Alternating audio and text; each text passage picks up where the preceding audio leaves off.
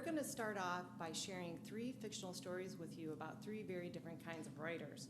And through their stories, we'll highlight the variety, the value, and the impact of the different kinds of writing beyond the university research on higher education and writing instruction.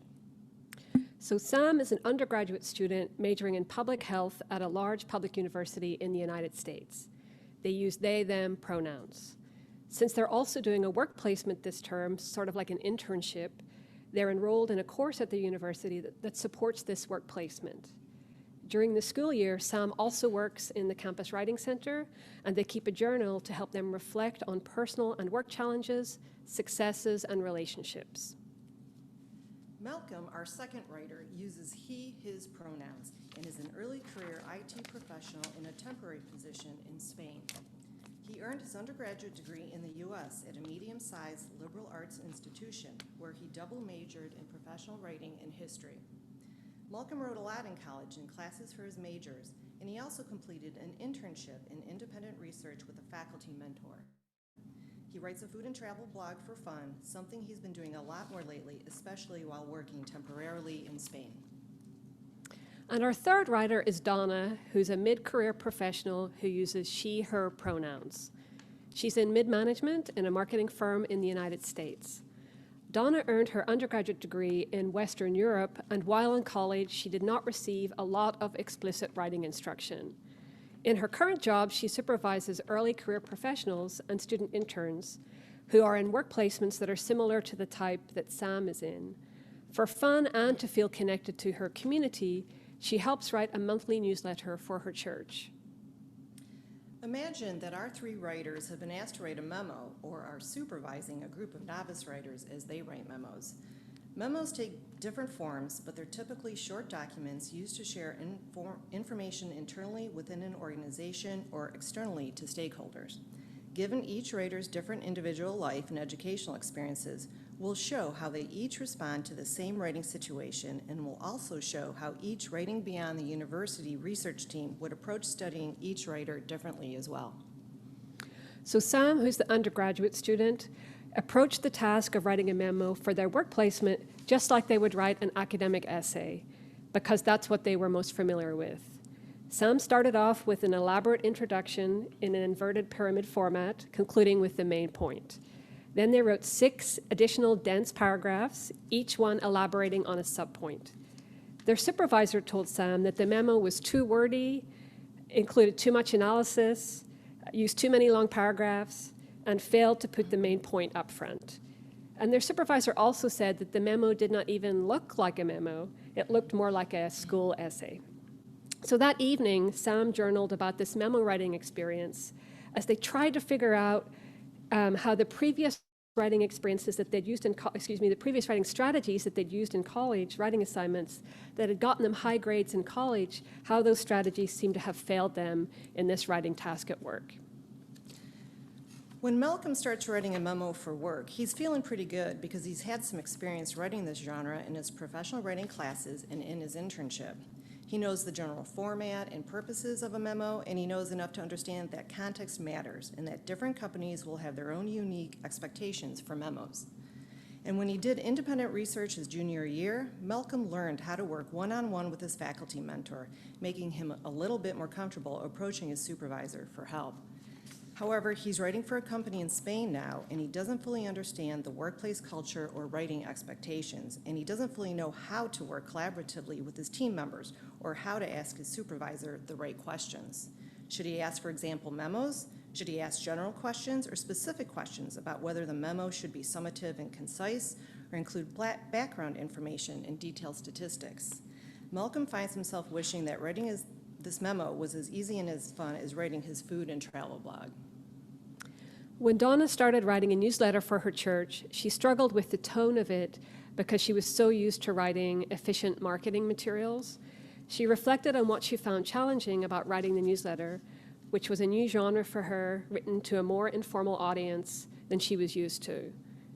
As this was self-sponsored, non-obligatory writing for her, she initially struggled to understand where to go for guidance.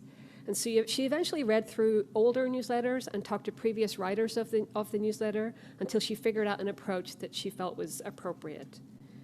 Then, when Donna started supervising a group of new employees and interns, her experience of writing this newsletter helped her understand the challenges the newer employees and interns had when writing these memos.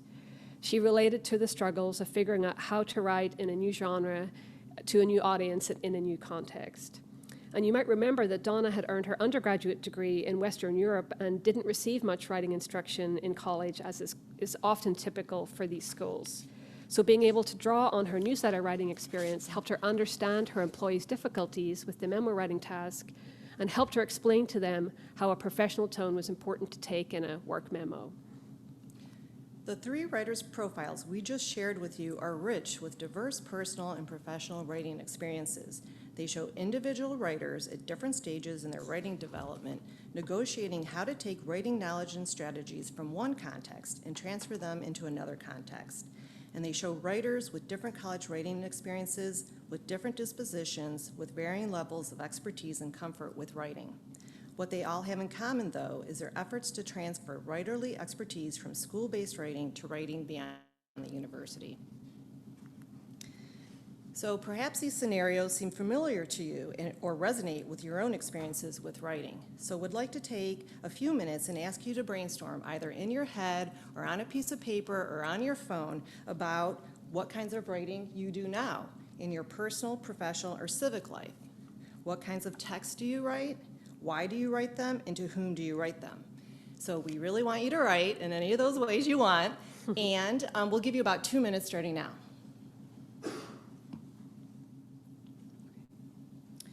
Okay, that's been about 2 minutes, and we're going to ask you now to reflect on a second question that we have for you. Where did you learn to write the text that you just listed? So did you learn to write them in a class? If so, do you remember the class? Did you learn about how to do this writing in an internship, on the job, or maybe some combination of all of those contexts? And also, what challenges or successes did you experience as you learned to write these texts? We'll give you about 2 minutes again. Okay, that's been about 2 minutes again, and of course would love to hear some of your responses about the text you write and how you learned and where you learned to write them. In-person people, somebody can bring you a microphone, and if there's online responses, I think Jessie would be kind enough to read them. So what do you got? So I'll start with an online response while in-room folks decide who's going to be brave and share.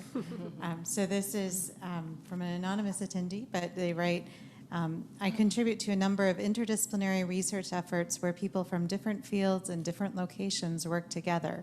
We produce an enormous amount of documentation to stay on the same page about what we want to accomplish, who is doing what, when, how, and why, how things need to be adapted as our projects evolve.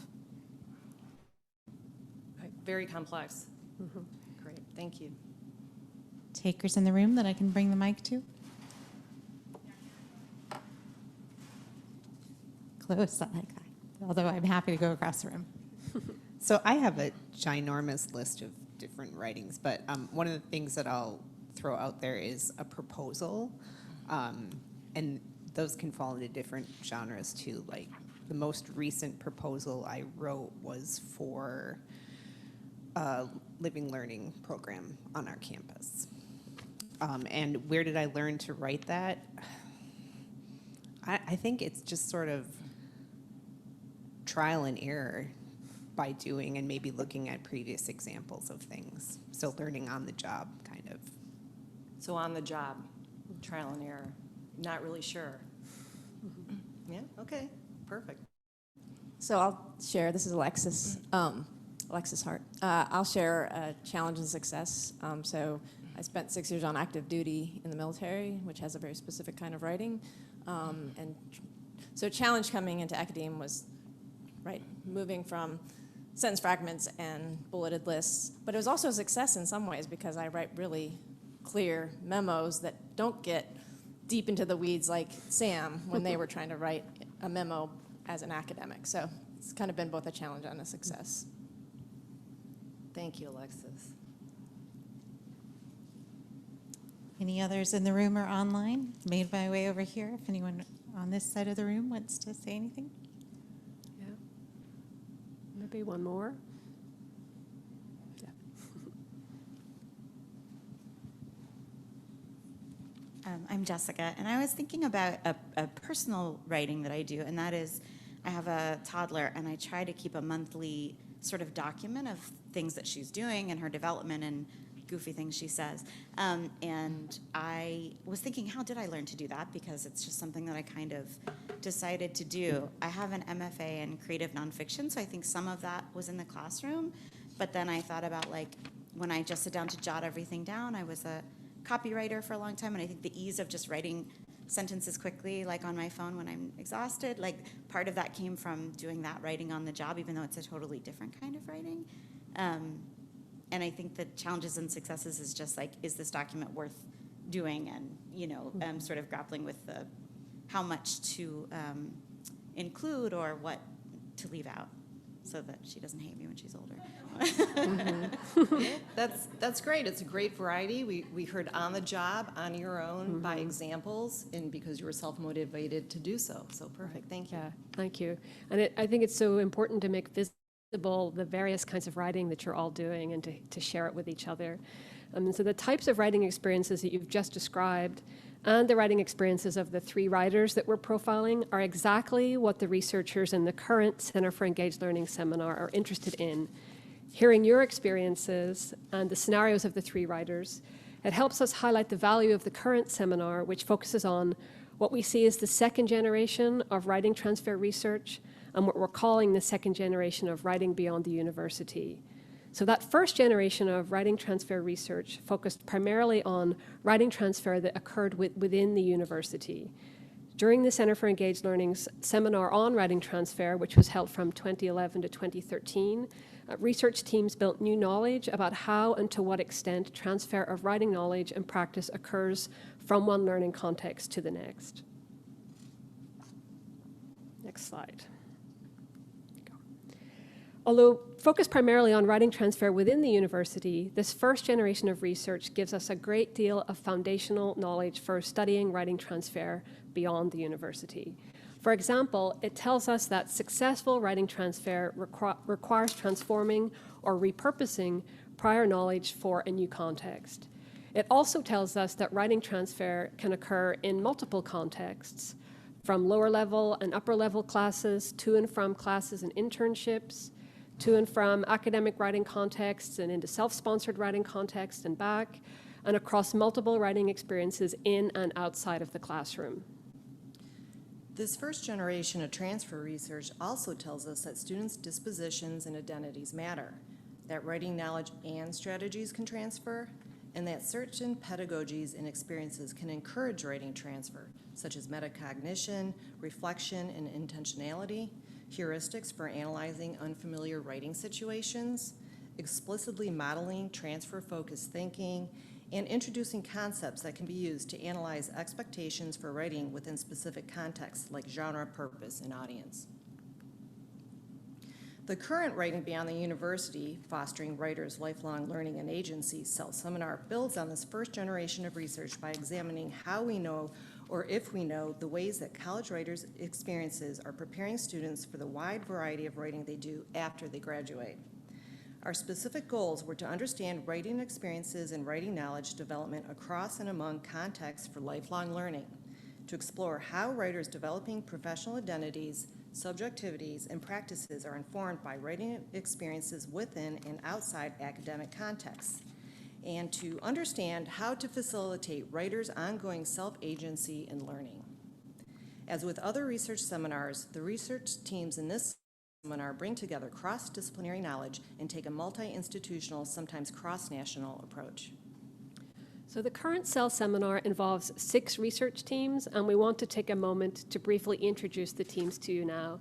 And full disclosure for those of you who are participating in online or in person, we are going to show your photo.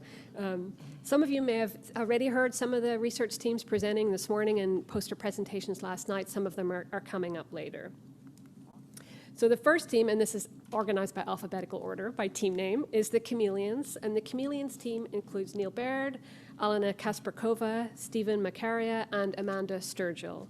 Their research focuses on the reality of workplace writing for alumni and how their university education enables them or doesn't enable them to succeed as workplace writers. They're interested in writers' adaptability, so hence the name Chameleons. The dream team includes Ryan Dupree, Sam Dvorakova, Alison Farrell, Melissa Werich, and Nadja Yakovchuk. The dream team selected their name as they have high aspirations for researching how students who are about to enter a work placement make sense of the writing demands that they will face. And they're also interested in the connections between that sense-making, students' various writing experiences, and the writing instruction they receive in college. Team 5.5 Scholars includes Anne Blakesley, Jen Mallett, Rebecca Nowacek, Michael Reifenberg, and Leanne Robertson. This team is interested in stories from professionals about their writing experiences, the formation of their identities as writers, and the role that mentoring and other resources play in their workplace writing contexts. And for this team, the 0.5 in their name refers to an addition that joined in the first year, a baby that one of the participants had during the first year. The Green Rogues include Dana Driscoll, Andrea Efthimiou, Heather Lindenman, Matthew Pavicic, and Jennifer Reed.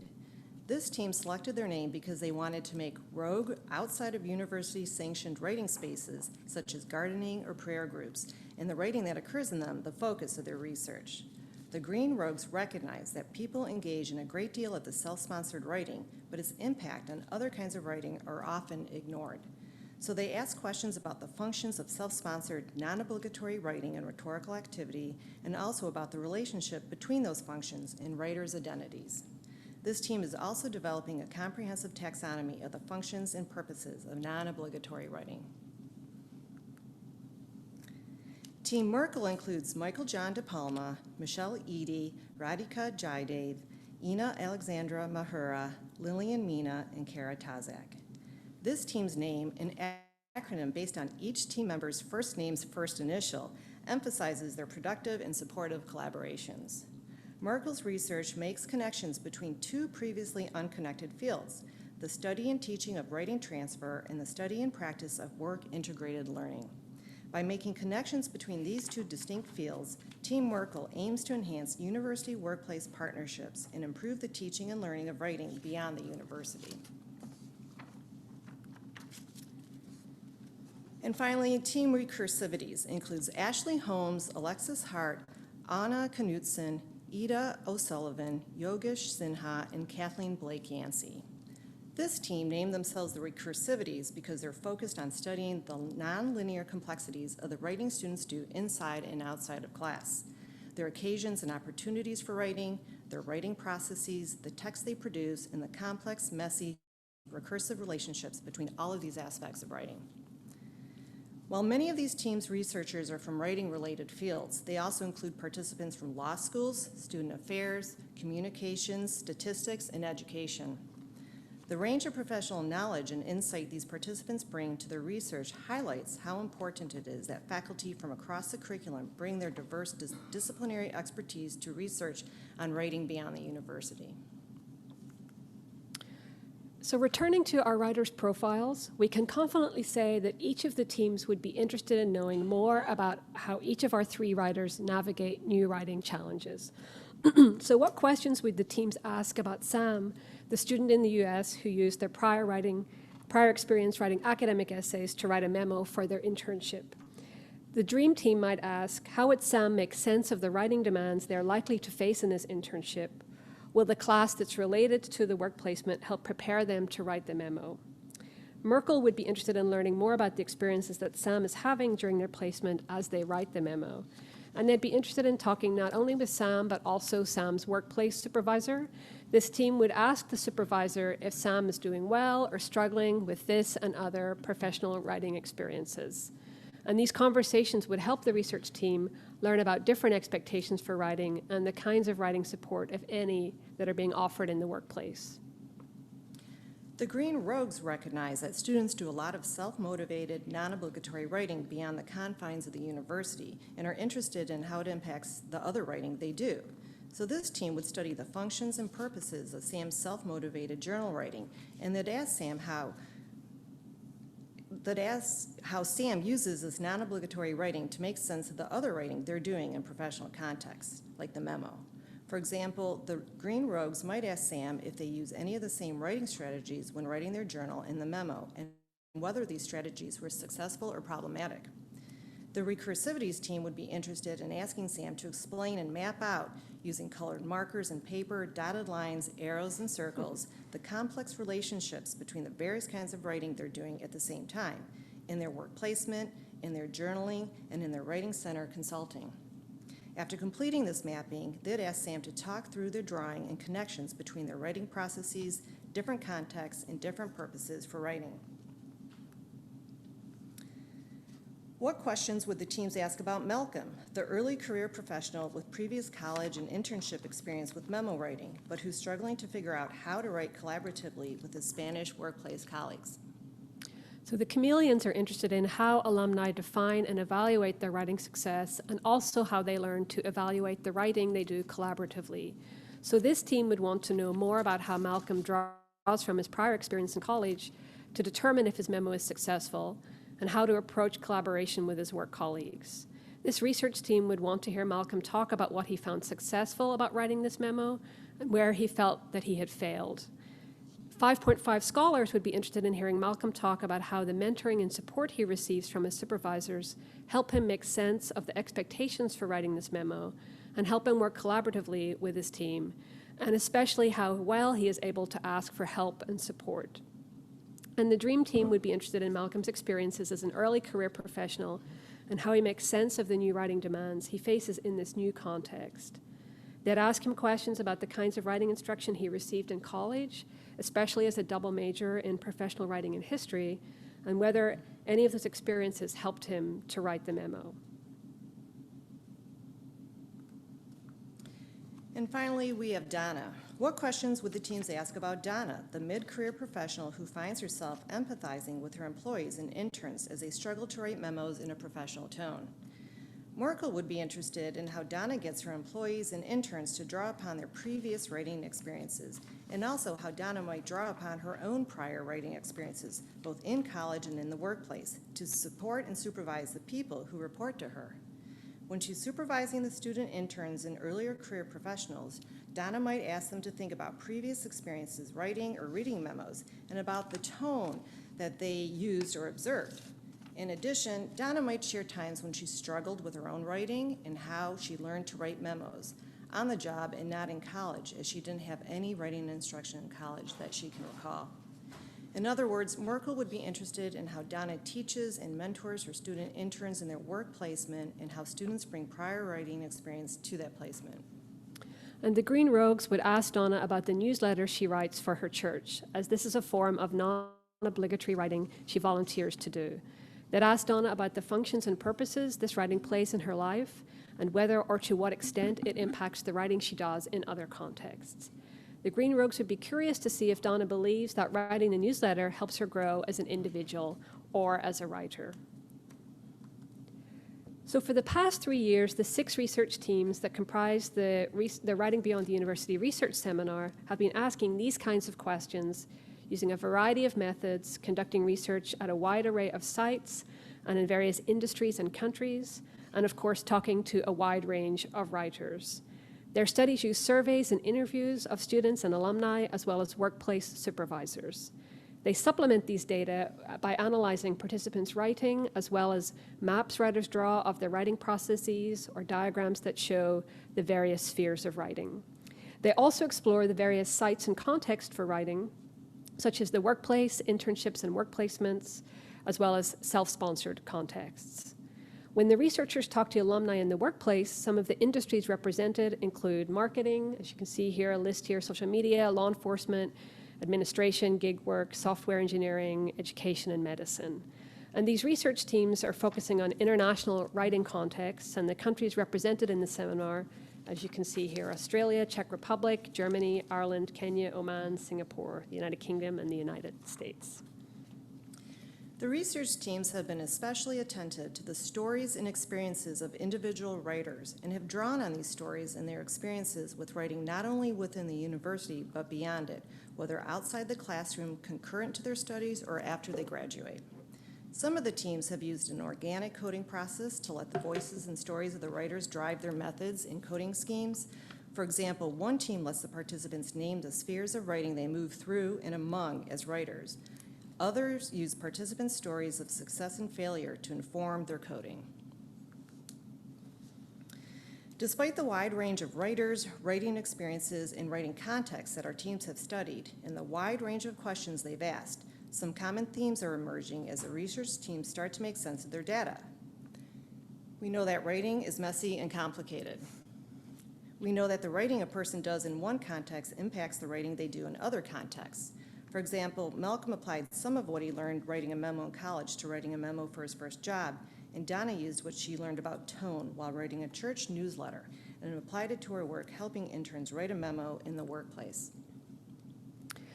We also know that within the university, many students are writing in various contexts outside of formal classroom instruction without that writing being intentionally taught. And also that students are sometimes asked to write a lot, they're doing a lot of writing, but don't always receive intentional direct writing instruction that attends to teaching for writing transfer. And we also know that beyond the university, there's a connection between students engaging in a variety of writing practices during college and their perception of success with writing in the workplace.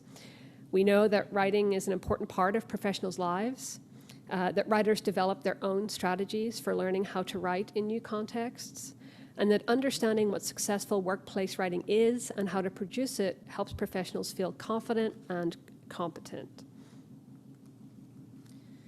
Even as these research teams are, as we speak, generating new knowledge and producing publications on their findings that will enhance what universities and scholars know about writing beyond the university, their studies are giving us insight into new directions for future research. Much of the team's research is centered on the stories and experiences of individual writers, pointing out how more research could explicitly examine writers' experiences based on their identity, socioeconomic status, or cultural context. In other words, how is writing beyond the university different for different populations of writers? And in addition, the research team's findings are leading to new recommendations about revising curricula in order to attend to the complex and varied ways that students write while in college and that alumni write after they graduate. And future studies could kind of close the loop on this and examine how a revised curriculum based on what we've learned about writing beyond the university prepares alumni to be more effective writers in their professional and personal lives.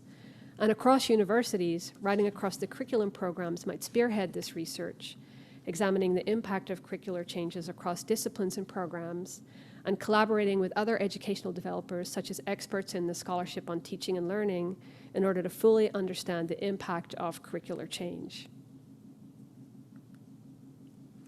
So drawing on everything our seminar participants are learning about writing beyond the university, we can make some tentative recommendations. If we want students to be successful beyond the university, and we think that's one of the major goals of higher education, faculty and university administrators should know about the kinds of writing their alumni are doing for professional and personal purposes, their struggles and successes, and how their university educations are helping or hindering their writing experiences after they graduate.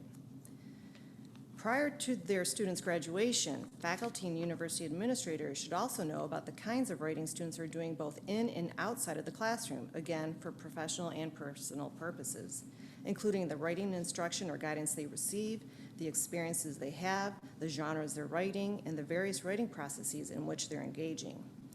And we need to understand how these multiple writing experiences intersect and how these contexts impact each other, especially to understand if, when, and how transfer across these contexts occur.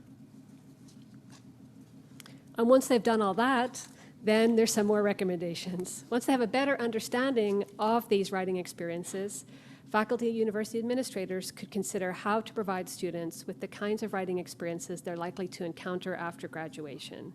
These experiences must be built into the curriculum in order to teach students about writing transfer from school to workplace or beyond the university.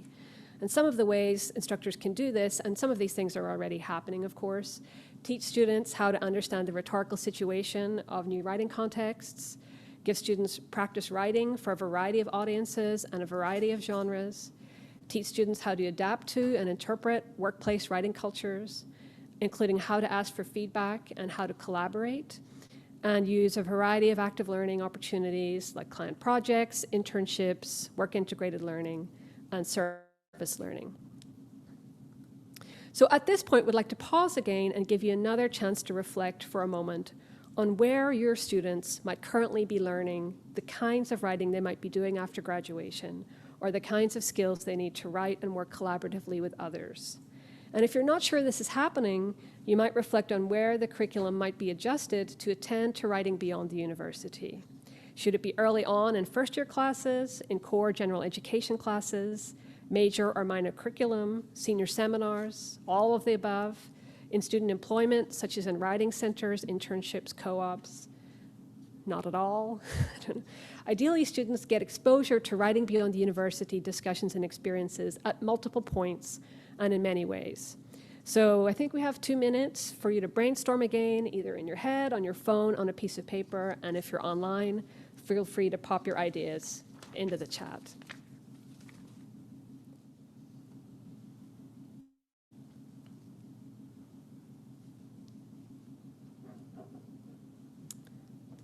So again, we would love some ideas from the room or from online, if anyone would be willing to share.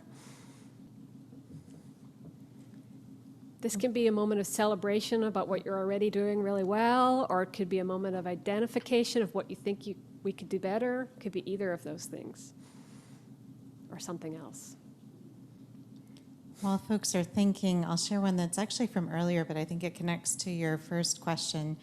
If we think of ourselves as learners as well, Kathy said, I was surprised at how much writing I learned outside of school in all writing contexts. For example, texting for the Democratic Party, writing T&P reviews, even writing letters. So not losing sight of the fact that students are also learning beyond the university. Mm-hmm. Mm-hmm. Yeah.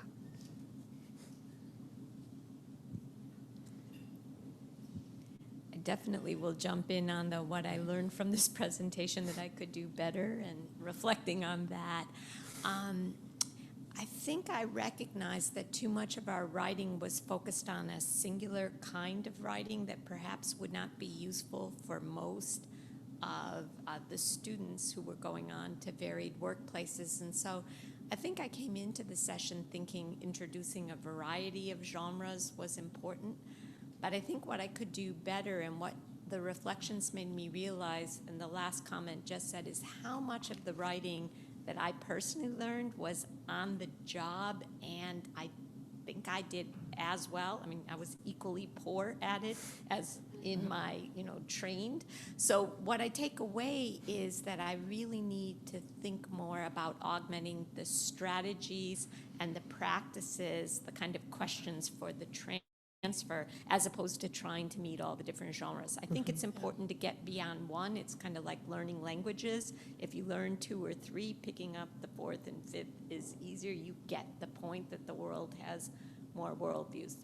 So for me, what I think you've really shown me is the complexity of the writing situation, and also to give students a bit more credit, or learners, for how well they can do booting up on their own. So thank you so much. It's been transformative. That's great. Thank you. We had a few more come in online as well. Ina from Team Merkel says, I feel that collaborative writing needs to be taken more seriously in writing assessment, and that we need more transparent schemes for assessing collaborative writing. And Yogesh Sinha says, I believe writing curriculum should be tweaked a bit early on to accommodate the writing beyond the university rhetorical situations. At Sohar University, we teach a course, workplace writing, in the 3rd year of the 4-year program, but by the time students come to the 3rd year, they are already spoiled to write as per the exam norms. Great, thank you. I'm pleased to hear that the kind of complexity and giving and the difficulty, the messiness is really coming through, because that's what the research teams, I think, are really focusing on, and how do we kind of make sense of that? One more? Awesome. Yep. No, Oh, go yeah. for it, Andrea. Hi, this is Andrea Eftimiou, and I'm thinking about what I have a hunch, but that I'm trying to test, what students might learn from undergraduate research experiences, because there is a continuity to undergraduate research, and at the same time, opportunities to write opportunities for very different rhetorical situations, from writing a proposal to writing an IRB application to writing to kind of cleaning up data and creating a code book with their data, and to present that data either for publication or in a poster kind of scenario. So while that's not necessarily workplace related for our students, I think the opportunities for rhetorical education in undergraduate research are that's just what you've got me thinking about here. Definitely, absolutely. Yeah, that's a great point, Andrea, and I think some of our data from some research teams, students are pointing to undergraduate research as an important context where they're learning that kind of writing that transfers. Okay, so as we wrap up our presentation, we leave you with our final 3 recommendations for how universities can support students' preparation for the writing they'll do beyond the university, in the workplace, and in civic spaces. So students need multiple opportunities to practice writing in and for real-world contexts, and to make connections between the different kinds of writing they're doing, including professional and self-sponsored writing. Classes across the curriculum should teach writing for transfer both in and beyond the university, and all faculty need to attend at some point and to some extent to writing beyond the university, as teaching writing is everyone's job. And our recommendations lead us to a few charges that we ask you to take up at your own institutions. And maybe this is the table talk over lunch. And for those online, to continue the conversation that way. Find out what your faculty and administrators at your institutions know about the writing your alumni do after they graduate in personal, professional, and civic contexts. If you know the types of writing alumni are doing, is this information being shared with faculty so they can make decisions about attending to writing beyond the university in their curriculum? If you don't know the kinds of writing alumni are doing, how can you find out? Who can you work with to gather this information? And also consider, as we invited you a moment ago, to consider where in your curriculum writing beyond the university can be addressed or attended to. And also seek partnerships with local employers or employers who tend to hire your graduates, creating opportunities to learn more from each other about how students learn to write and about the expectations for workplace writing. And perhaps the most challenging of our charges, find out what your institution's faculty and administrators think about writing beyond the university. Would they agree that your curriculum should even address it? Would they agree that universities have an obligation to build in such writing instruction and practices? Most of our university colleagues would agree that we should be preparing our students for the work and writing they'll do after graduation, but some may be concerned that this focus might signal a shift away from a broad-based liberal arts education and towards more narrowly focused vocational training. We take the approach that a college education from any type of institution, such as community colleges, two-year colleges, small liberal arts institutions, and large land-grant institutions, are about preparing alumni who are engaged participants in their personal, professional, and civic lives. We know that a primary way people engage in these spheres is through writing. So getting faculty on board with teaching the kinds of writing that prepare students to contribute meaningfully beyond graduation is of the utmost importance. And so we hope you will be able to take up some of these recommendations and challenges and initiate conversations, make things happen in your own spaces and universities, because we really want to hear later about how things went. We look forward to hearing about the exciting ways that you're really helping prepare your alumni for writing beyond the university. Thank you so much. Thanks.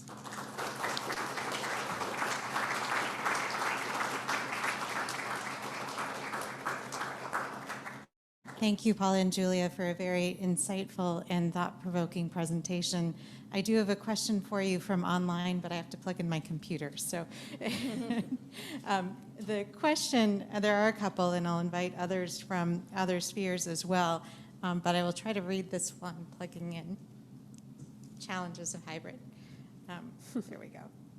Okay, so this is from Ina, and she says, thank you so much for brilliantly amplifying the connections between our projects.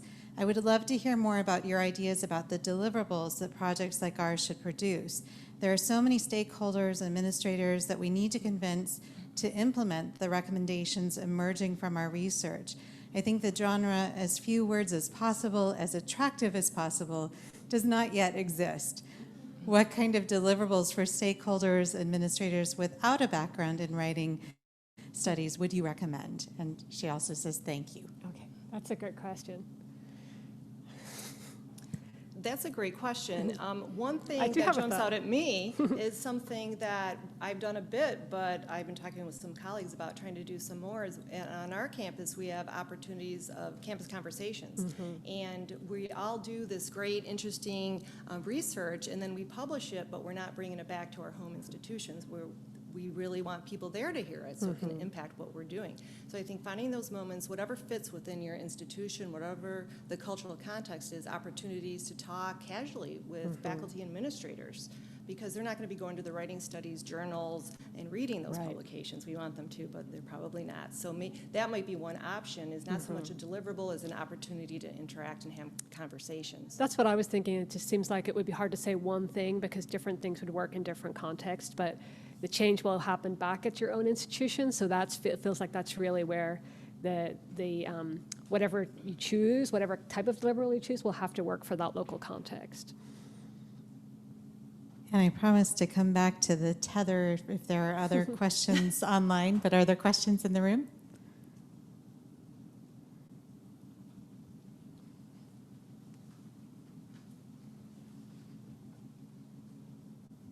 Thank you both. Caroline Ketchum from Elon University. I'm really thinking about, we're using curriculum a lot, but co-curricular spaces, that we have a lot of experts on our campus that do this type of writing in their work, and how to do better partnerships within our campus for some of our staff. And students, I think, are doing that writing, and how to amplify that is also part of their education here, because they're likely getting feedback if they're working in campus rec or in the library. Definitely. Yeah, And I think those that breadth of the writing experiences that students are having in co-curricular spaces, that really is reflected in the research that the seminar participants are doing. So I invite you to talk to them also about what the sites are that they're looking at, the kinds of writing the students and alumni are doing that they're talking to. And Carolyn, that's a great point. I mean, as Julia mentioned, that is emerging in the research, that students do point to their co-curricular, their internships, co-ops, work integrated learning opportunities. And that's another place where we might have a casual conversation and invite the student interns and invite their faculty and staff mentors and have those casual conversations, because it's really fascinating material and we're not sharing it enough. So definitely it's faculty and staff working with students in all of those co-curricular spaces. It's not just, sometimes we use curriculum as shorthand, but it's really all those places. Right. Any other questions, online or in the room?